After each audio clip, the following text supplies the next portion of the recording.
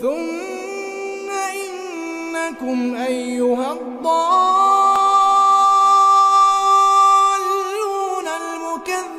المكذبون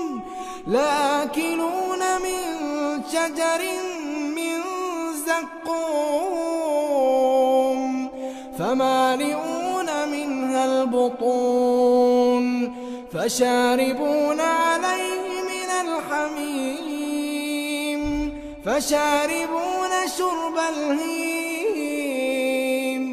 هذا نزلهم يوم الدين نحن خلقناكم فلولا تصدقون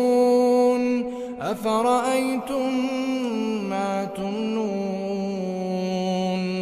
أأنتم تخلقونه أم نحن الخالقون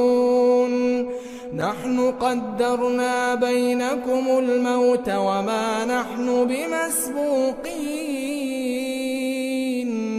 على أن نبدل أمثالكم وننشئكم فيما لا تعلمون ولقد علمتم النشأة الأولى فلولا تذكرون أفرأيتم ما تحرثون أنتم تزرعونه أم نحن الزارعون لو نشاء لجعلناه حطاما فظلتم تفكرون إنا لمغرمون بل نحن محرومون أفرأيتم الماء الذي تشربون أأنتم أنزلتموه من المزن أم نحن المنزلون لو نشاء جعلناه أجاجا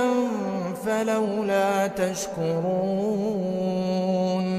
أفرأيتم النار التي تورون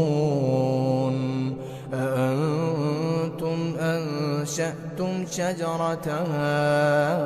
أم نحن المنشئون